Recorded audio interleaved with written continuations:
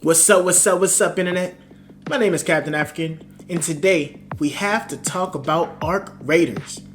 This is an extraction shooter by Embark Studios, the creators of The Finals. This is a really unique and effective take on the extraction genre. It is also a great introduction for those who have never played an extraction shooter. I won't bore you with any more filler. Here is why Arc Raiders is lit. Reason 1, the endless gameplay. The gameplay loop of this game is to go out on a raid, topside, gather materials, and return to base to do it all again. Pretty simple concept, except topside you have to deal with arcs, which are AI bots who have taken over the world. Oh, and you thought that was it, huh? Nah. You also have to worry about other players who will try to help or kill you to take your stuff. The loop is pretty addictive because you can have a great run or a bad run, but you always want to try again. There are missions and things like that, but honestly, the real fun and progression comes from finding blueprints and interacting with other players. There is a lot to do in this game, but essentially you will always find yourself in a unique situation because the human aspect always breeds new possibilities. I think of this game is like Rust meets State of Decay meets Last of Us multiplayer meets like Helldivers.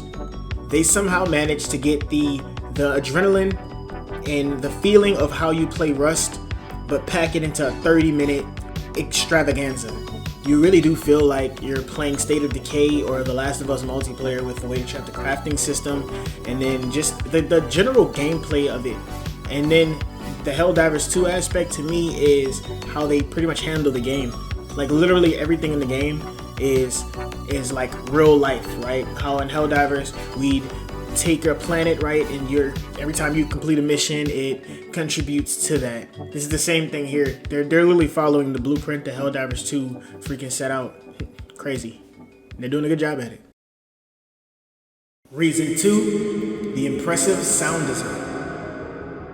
The sound in this game will give you night terrors.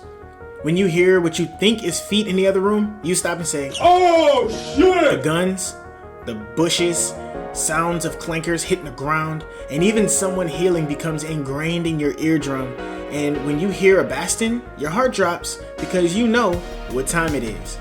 It's a cardinal sin that this game has not been at least nominated for best sound design, because this is the first thing I noticed when I started playing the game. Voice chat has been revolutionized in this game because along with proximity chat that actually sounds like real life, you also have voices that you can put onto your character so that people, they don't really know what you sound like. I remember getting into PC gaming and when PUBG came out and them having proximity chat and just being able to be on the other side of a wall from someone and they telling you, "Hey, come outside," and you like, "Hey bro, come outside, what you trying to do?" Bro, it's so freaking hilarious and they captured it perfectly with this game. You can tell when somebody's far, you can tell when someone's close. When you hear feet, it's right there. And then like I said with the voices, that's probably the funniest thing that they have. Like you be in a game and you think you're talking to a little kid or a girl or anything, right? And it's literally you don't know who you're talking to. But like with us, like we talk crazy, so we be saying some crazy stuff and it's just too funny to hear it in that voice. It really does add to the game. I'm serious. I see a lot of games, multiplayer games specifically of course, taking what they just did and adding to that, and they really should. Reason 3, that PvPvE. The CEO of Embark, Patrick Soderlund, I hope I said your name right, sorry if I didn't, said that midway through developing Arc Raiders, it was initially just a PvE game and that it was not fun. Their next move would change the trajectory of the game forever. Adding PvP to the game is what helps the game stand out from Helldivers. The arcs are scary, but once you have the weaponry to deal with them, they could become trivial. We literally had people 2-tapping the queen with grenades. When you also have to worry about other players hearing you fight, you think twice before firing that shot. It also adds more options for gameplay because you can even team up with other people to take out arcs and find good loot. There is a vocal part of the community who is preaching for a PvE only mode, and I think that would kill the game. The entire experience is what brought us to the game in the first place.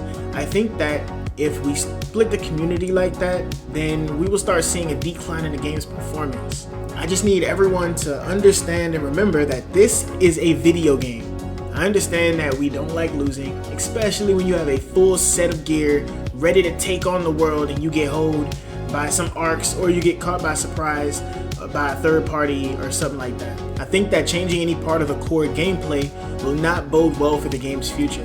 This is an extraction shooter where every run can mean you lose everything you work for. But once again, it's a game, not real life. So if you find yourself getting genuinely angry, then I encourage you to take a break and play something else until you feel better. Might I recommend Hello Kitty Island Adventure? Reason 4, consistent updates. Embark has a good track record on how to maintain a live service game, with the finals being so successful. We have already gotten 2 major updates since launch, one including a new map in Stellamontes. I personally think that they have a bunch of content already ready to be released, and that they were just smart enough to save some of it so that they could maintain player retention without the crunch of game development. You know we don't like crunch. I was saying the same thing about Sonic Racing Crossworlds because they already had DLC like already announced and pretty much ready to go, and they have like set schedules of when everything's coming out. I think they literally developed everything and said, alright, we're gonna drip feed it, which I ain't even tripping because I know how people are. People want stuff like now. People think that game development happens overnight and that you can just come up with a new update with a new map and new this, that, and the third. It does not work like that. People have to develop it. They have to make it, and you know, they're smart to think about the future and about how they plan to really maintain it. They said that they're going to give us 10 years worth of content. I don't think they got 10 years worth of content already developed. I think they had a bunch of like maybe a year or 2 years worth of extra content developed, and then they said, all right, we're going to be working on the rest of it in the background. And genius. If that's what they're doing, genius. And I'm pretty sure it's what they're doing. Well, I do have a few gripes. There is a well-known desync issue in the game currently. Desync happens when your game is not in sync with the servers and there's a large amount of delay. This can cause things such as being shot from around the corner, or being shot from a corner where you can't see them, but they're literally at a corner, but they're shooting you and you can't see it. I'm sure it's happened to everybody who's played the game. You've probably got it happen in Fortnite. It's definitely be happening in Call of Duty, things like that. Pretty common thing. The other issue I have is that the game expects you to collect all of this stuff, but then they give you a limited amount of inventory space. And I understand why, because they have events and these things require you to put resources in, right, to donate resources and stuff like that. But they don't want people to have, you know, like about 100 stacks of them and just bypass the entire grind. What I think we should have is an unlimited amount of space, but only allow us to carry stacks of up to 99 of crafting items in your stash. I think that would fix kind of like their issue that they don't want us to have a bunch of stuff, and it'll fix our issue because we could at least have a 99 stack of things. Because I mean, you could stack some things like 1 or 2 or maybe 5 or 3. That is crazy. And like, bro, I need healing items. I always have to go back to the drawing board to make more healing items because I can't even stash half of them because I got so much stuff in there because I can't find the stuff I need because I either go in and die or, yeah, headaches. The stash is probably the major issue with the game outside of the desync, which is being fixed. So I mean, it's whatever. And when I say stacks of 99, I mean literally like, okay, you got cloth. You got 1 stack of 99 cloth, but no more than that. Not 3 stacks of 99 or something like that. Literally, you get the 1 stack. That's it. And anything past that 99 just auto sells in your inventory when you come back. Bam. Problem solved. Final thoughts. This game is heat. This is my new comfort game because it's so easy to play. It can be stressful when you have a blueprint and no safe pocket, but that's where the fun lies. You can tell stories about your experiences in this game, and they will often always be a little bit different than the next person, which is a sign of a great game. I don't think this is a game of the year contender, but multiplayer game of the year? Absolutely. It came out of nowhere for me because, to be real with you, I didn't even know what type of game it was until a few days before launch.